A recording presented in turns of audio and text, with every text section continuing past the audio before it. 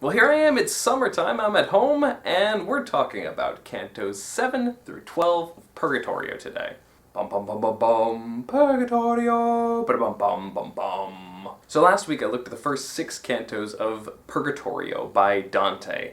And it's the second section of his Divine Comedy after the Inferno, and I'm so thankful that Harrison, one of my former students, has invited me to join in this read-through with him and to comment as we go along. So I'm doing a rather amateur analysis of Purgatorio, and we are about to do episode 2, which is Cantos 7 through 12. Since last time, I bought a book. It's the Chardy translation of Purgatorio, which is really great. Chardy's an excellent translator and very accessible. He's a great person to read through. Last week I was actually listening to an audiobook version that I checked out of the library while I was waiting to go to the bookstore. The only other version I had was Longfellow, who's kind of difficult to read. And I don't actually know who the translator of the audiobook was because it didn't say. I really tried to find it, I looked everywhere, and I couldn't figure it out. I thought it might have been Sayers, but I don't know. Anyway, it was still interesting, and I'm having fun comparing the two translations. But Harrison, you had a lot of great notes over the first 6 cantos last week, and so I wanted to comment on a couple of those things that you said, and also maybe bring up some of the other ones as we go along. One of the things that you drew out was the fact that there's a whole lot about dawn and day.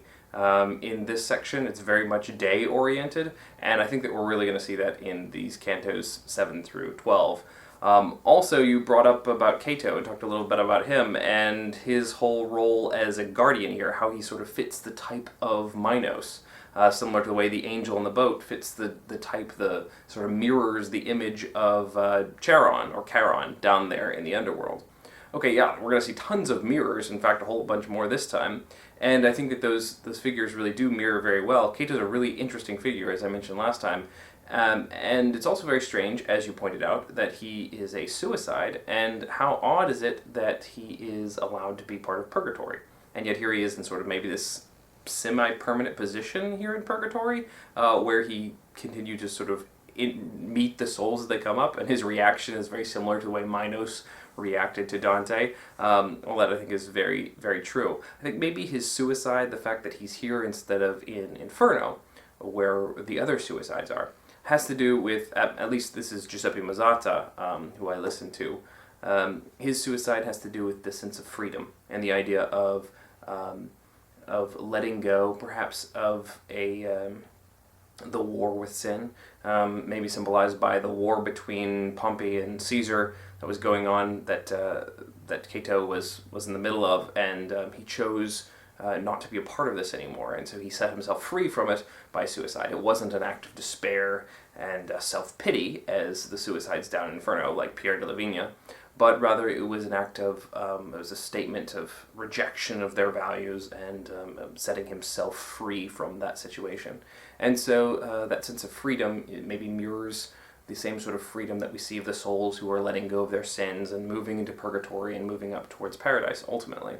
It also sort of maybe mirrors the journey of the Israelites through the desert, which we mentioned last time, leaving Egypt behind, moving through the wilderness, and moving on towards the Promised Land. There's a lot of that kind of language as we go through Purgatory. You also mentioned the 4 stars that he sees as soon as he comes out of the Inferno, and those I think are important, but I'm going to mention them again a little bit later because he talks about them again in this section. Also, last time I mentioned that there's some great lectures by Giuseppe Mazzata that you can watch on YouTube, or you can download through iTunes U or something like that. So I thought I might mention each episode, I might mention another great resource to look at when you're talking about Dante. And so this week I thought I would bring up the fact that there's a really phenomenal opera of the Divine Comedy. It's in Italian, and it's by Marco Frisina, and it is absolutely gorgeous. And a whole lot of it is available on YouTube. I'll put the link in the description below, or you can click on it up here. It's really absolutely gorgeous music, and the first act is Inferno, and it's brilliant, and the second act is mostly Purgatory. There's a couple of songs that are Paradise right at the very end, but the majority of it is Purgatory, and so we get to meet, we have some arias by some of the characters like Manfred that we saw last time. But it's brilliant, and the choreography, if you get to watch the videos, is absolutely brilliant. The music is amazing. So that brings us to Canto VII. Now, when we left off in Canto VI, Sordello had met Virgil, and he saw him, he recognized that he was a fellow Mantuan, and so they embrace. And then Dante goes off on this long sort of tirade about how these towns are not being friendly towards each other, about how these people are all bitter and fighting amongst themselves, eating each other up, and how this greeting of Sordello is the complete opposite of what he really sees going on in Italy in his day. This is the way things ought to be. We ought to embrace each other when we see each other. So at the beginning of Canto VII, it starts off with the returning to the embrace, and here is Sordello and Virgil who are embracing each other a few times. And it reminds us of that embrace that Dante was trying to have with Casella down at the bottom of the mountain, where Dante kept trying to embrace Casella, but he wasn't able to because Dante was physical and Casella was not. But Sordello hasn't even recognized who they are yet. He's just happy to see a fellow Mantuan. And then, when Sordello realizes this is Virgil, then he goes from greeting him with warmth to kneeling before him and grasping his legs, recognizing Virgil's great position over him. We talked a lot about, in Inferno, I talk a lot about posture and how important posture is, and the physical posture of each character, how it represents something symbolically. And Sordello here, he goes from an embrace, the kinship, to falling down at Virgil's feet and embracing his knees to show that he is beneath Virgil and that he's his servant. But we also then have to have Virgil explain his position in the Inferno, how that he is sinless, sure, but he's also not given the hope of heaven. And so he explains how he went through Inferno, and he talks a lot about limbo here, and he explains limbo for a while, which we talk a lot about when we talk about Inferno. But he also mentions, and this is around line 34 to 36, he says, "There do I dwell with those who are not dressed in the three sacred virtues, but unstained, recognized, and practiced all the rest." So Virgil, because he wasn't part of Christianity, he didn't recognize the three sacred virtues, the three greatest virtues. Now, you'll notice, and I don't know if you've already noticed this, but packed into Purgatory is so much talk about virtue, There's so many references to the four cardinal virtues, to the three sacred virtues, and we're going to come back to that a little bit in just a minute. But it talks about virtue a whole lot, and we see that these virtues are the counterpoints to the sins that we see in Purgatory. They are the escape from the sins. They're the relief from the sins. They're what keep you from sin. And so we keep coming back to the idea of virtue and keep repeating them over and over and over again. And so once again, we're asking for directions, but Sordello also points out that they can't go much farther today because it's almost night. It's the end of the day, and at the end of the day, once the sun goes down, you can no longer climb up the mountain. You get stopped. You can, however, back down the mountain. You can recede, you can backslide, but you can't go forward. You can't climb up. And so, Harrison, as you mentioned last time, the fact that we're in the middle of day is really significant to Purgatory, and it points out the role of Purgatory here. In Inferno, everything was night. We knew time was passing because Virgil kept saying, okay, this amount of time has passed, we need to keep going, but we never saw any change. Everything was always night, everything was always darkness, and once we finally ascended into Purgatory, well, now we have day, and we start with dawn, and it's this welcoming dawn. It's the first thing we see. It's really significant. But dawn proceeds through day and ultimately comes to night. And now we're going to descend into night. And so we have the transition between the two in Purgatory. We have day, and we also have night. Day is a time for climbing. It's a time for getting closer to God. That light of heaven, the sun, which is shining down on us, helps us to motivate us and to help Dante and Virgil to be able to ascend. But when the sun goes down, then no longer can they ascend, and in the night, in the dark, that's the time when you can backslide, and when you can lose and take steps backwards in your progress. But you want to avoid doing that, of course. And we're going to see how the souls avoid doing that in just a minute when we come across the negligent rulers. Okay, so night and day. Well, once we get to paradise, once we finish this tour through Purgatory, guess what? it's always day, and so it's always light, and everything is always good, and everything is always positive, we're no longer in a place where we can backslide. And we're no longer in a place of darkness, or even in a place of transition that's sometimes light and sometimes dark. We're ultimately going to be in the heavens and in the light. I think that's kind of cool. Okay, so since it's still daylight, and we're standing on this edge of this ledge here, and we're looking down into a valley before we get to the gate. And in this valley, which is a very beautiful, pleasant place, it's full of flowers and nice things, this is where the negligent rulers are. These are rulers who were given their position by God. I mean, you're a ruler, so you're set in place by God. But they also did not do everything they should have. Or maybe they were so caught up in their rule that they failed to really observe Christianity until late. Just like the other souls down here, like the excommunicated, or the indolent, or these souls who have just really taken their time to get to Christianity, to get to their salvation.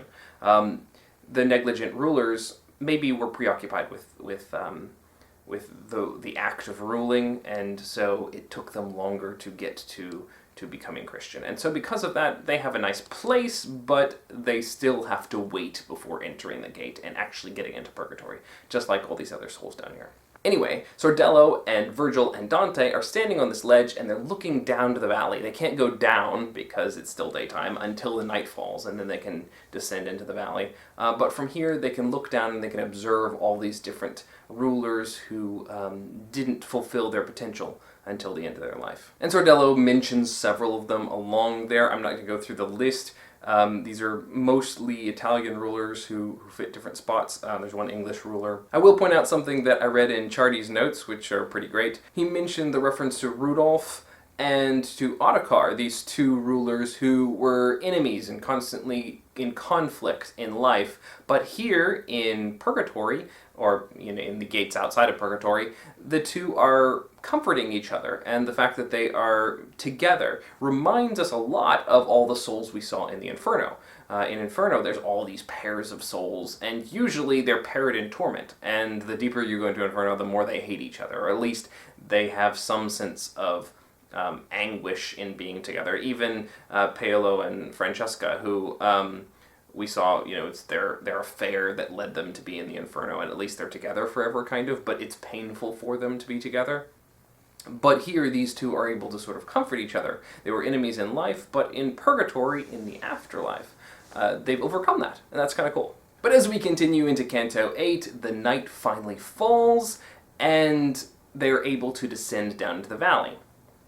But before they do that, they notice that all the rulers gather together and they pray. They pray for protection throughout the night. So we see again that danger of backsliding is there, but these souls are in purgatory, or on their way to purgatory. They're ultimately going to get to paradise. So they're already set in the right direction, and so although the night does fall, although temptation comes in, which in this canto is in the form of the serpent, the same serpent that tempted Eve, and we see this whole sort of reenactment between these angels and the serpent in this canto. And that serpent clearly represents temptation. Temptation still comes, but these people also have asked for protection from heaven. And heaven has sent down these angels to guard their valley and to protect them during the night. So even though temptation comes, they're still protected. They have heaven on their side. Unlike all the souls in torment, who are in misery and in pain. And we see a whole lot of singing and a whole lot of praying throughout this whole book.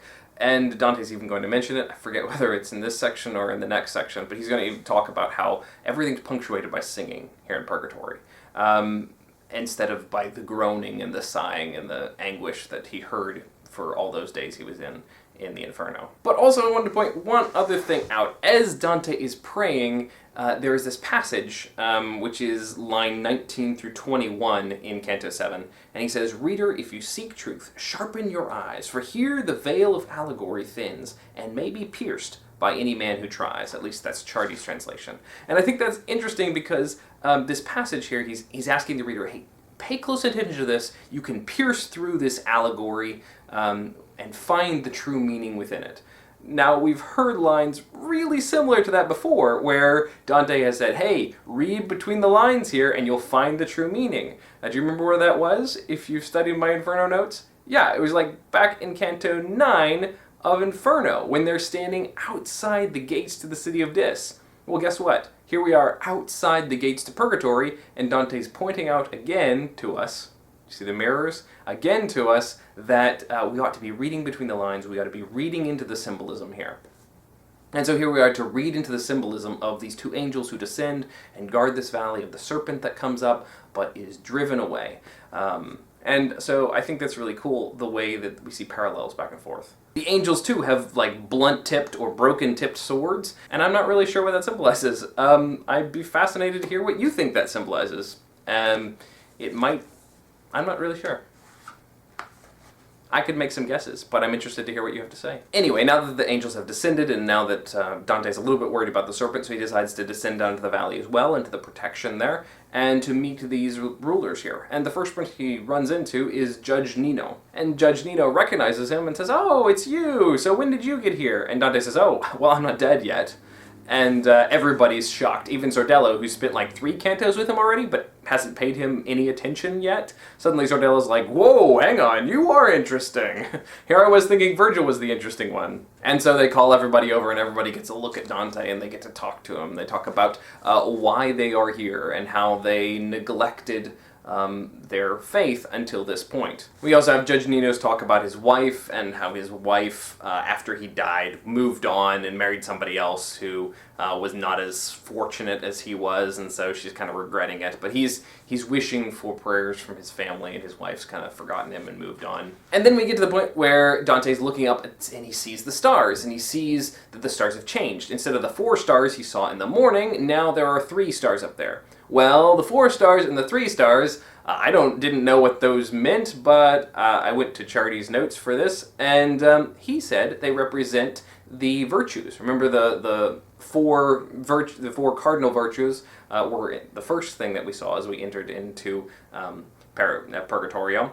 And now he sees the 3 stars, which represent the 3 sacred virtues. Okay, so we have the 7 virtues that we're going to come in contact with as the counterpoints to sin throughout Purgatorio. And so that's what the stars represent, Harrison, according to Chardy at least. And then we get to see the driving off of the serpent, and how the angels fly up there and chase the serpent away, and then we return to talking with Conrad. Can I just say there are like a million things to say about Purgatorio. As always, Dante is so dense and so rich, and there's no way I could talk about them all or even understand them yet. It takes reading after reading to really absorb it all. So I'm just going to move on to Canto 9. Canto 9 starts with the night going on and Dante getting really tired because he's still human, he's still alive, everybody else is a spirit, so they don't have the same needs he does, but he gets tired and he falls asleep.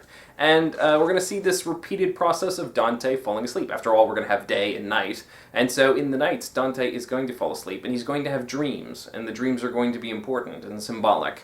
This first dream he has is a dream of an eagle that flies down and snatches him up and carries him upward. And it's kind of intense. The dream of the eagle, it seems like a good thing because he's being lifted up to the heights, right? But it's not gentle. It's really intense and kind of violent. I mean, some of the words that it uses, let's see, it has the word, it strikes, terrible as a lightning bolt, it snatched him up, and then he sees this fire that scorches him, and so there's this threat, this danger, this fear that comes with it in this intensity. But it is a good thing. He's being carried onward, he's being carried upward. And so even though it's intense and it's terrifying, it's perhaps the terrifyingness of the purification process, perhaps. Anyway, there's also reference to a lot of mythology in here, including Ganymede, who was a figure who was so beautiful that he was swept up and carried off to heaven because he was such a handsome young kid. And so we have that similar sort of, kidnapping, grab you up and drag you off against your will up into heaven. And he also references Achilles and how his mother just swept him up and carried him off and tried to protect him from, the curse that was going to come upon him ultimately. And so we have a lot of that sort of imagery of being snatched up and carried away for your own good, but in kind of a terrifying way. And so Dante wakes up and he realizes, hey, I'm not where I used to be. And Sordello's gone, and the whole valley with the negligent rulers is gone, and he's really scared at first. until Virgil comforts him and says, hey, while you were sleeping, along came Lucia, who picked you up and carried you here right to the gate. So as soon as you opened your eyes, there the gate would be, and you'd have this hope, and you'd be able to see the gate there. And Lucia, we've seen her before, right? She's the one who was involved at the very beginning of the Inferno in Canto II, when we heard about how Beatrice came down to send Virgil to Dante, how she was so invested in Dante that she sent Virgil to him. Well, Lucia was involved in that as well, right? We had Mary, who sent Lucia down to Beatrice, who came down to Virgil and ultimately picked him up. So there were 3 women in heaven who were watching over him. The number 3 is obviously still super important. Well, Lucia is, why is she involved in this? I mean, Mary makes sense, right? And Beatrice, of course, is Dante's own personal guide and guardian, the one he always looks to, his muse, object of his affections, I don't know. Anyway, so why Lucia? Well, she is St. Lucia is a symbol of light and guidance. Some countries have this Christmas ritual where the daughter of the family dresses up as St. Lucia, and she wears candles on her head, and she sings a song about light and about guidance. And so it's this symbol of guidance and light, and so the fact that she's a part of that process of guiding Dante back to the right at the beginning, and here she is again, guiding him to the gate, guiding him to the hope of purification. And so I think that's her point here. Anyway, here we are back at the gate, and as I mentioned before, here we are in Canto IX, and we're standing at the gate of Purgatory proper, as opposed to the outer section where those who waited too long are. And once we get into Purgatory, we're going to follow the system of Purgatory, and we're going to see how sins are punished in Purgatory. But here the gate in Purgatory is the same as the gate, or at least mirrors the gate in Inferno, the gate to the city of Dis. And they had to go through a process in order to get through that gate as well. This process is not nearly as hard because they're not being held back by anything, they're being let in. But they meet the gatekeeper, and there are 3 steps that Dante has to go up in order to get up to the gate. And all of this mirrors, at least according to Chardy, mirrors the state of the confessional. And so he is, because he's about to be purged of his sin, he's about to go through Purgatory, which is all about purging of sin, he needs to confess. He needs to recognize his wrong, which is the conviction of the heart, the first step. He needs to confess it, which is the second step. And he needs to, on the third step, actually do the right thing. He needs to do good works. And so these 3 steps are the 3 steps up to the gate before he meets the angel standing there, who's the gatekeeper, and who at first questions them because they're obviously taking a very non-traditional route, as Dante always is. He's human and he's still alive, and it's not usual for him to be here. But once it's cleared up that St. Lucia was brought him here and intended for him to go through here, the gateway is open for him. There are 2 keys, a gold key and a silver key, and they need to turn in the lock before the penitent person can enter into Purgatory. And the gatekeeper seems to have some say in how well they turn. He gets to allow this person to go in, but St. Peter entrusted him with this. Now all this has to do with the idea of confession and the idea of being penitent, and that step before you can be purged. You have to actually repent of what you did wrong before you can be purified. Now we've seen a similar sort of issue back with Inferno. If you remember Guido de Montefeltro, he repented of his sin before he did it.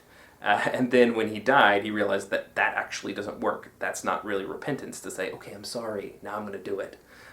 You actually have to really be sorry, and you have to change. And so that's the process here. And those keys ultimately are the confessor hearing the confession and realizing that this person is penitent, and then allowing them through the gate and getting them back into the process on their way to salvation, as Dante is here. But before the angel lets Dante through the gate, he takes out his sword and carves into his head 7 P's. The P's represent the 7 deadly sins. They stand for the Latin word for sin, which is peccatum, I think. That's how you pronounce it? I didn't take Latin. And before Dante can make it all the way through Purgatory, he's got to get those 7 P's off of his face. He's got to get them all erased. There's one more thing about this canto before we go on. As a warning, the angel gatekeeper here tells Dante, after you go through, don't look back. You have to continue forward. And Dante's going to repeat that idea at the beginning of the next canto, at the beginning of Canto X. He's going to hear the gate shut behind him, And he's going to say, but I didn't look back because that would be terrible. I almost did, but that would be unforgivable for me to look back. And I think that mirrors a lot of things. One of the things it mirrors is the story of Orpheus, which we've mentioned already. There was that reference to Calliope at the very beginning of Purgatorio, right, when she was sort of called on as the muse to guide Dante through this. And her son was Orpheus. So Orpheus went down to the underworld in order to find his wife who had been killed and to bring her back. And he went through this whole process. He played this beautiful music. He won Persephone and Hades, and he was able to bring back his wife. And the only condition was that he couldn't look back. And so she followed him all the way to the surface, but right before they got out, he turned around and looked back, and she vanished, and she descended back down into the underworld. And so there's that reference to don't look back because it undoes what you do. That backward look is a sense of regret, that, oh, I still wish I had that back there. We see a similar story in the Bible of Lot's wife, and she's often cited in this sort of lesson. The idea that you don't look back on your old life of sin, you have to keep your eyes forward and keep ascending towards heaven. And so Dante does. He doesn't look back when the gate shuts. He just keeps looking forward. Bum bum bum bum bum, Purgatorio, ba bum bum bum bum.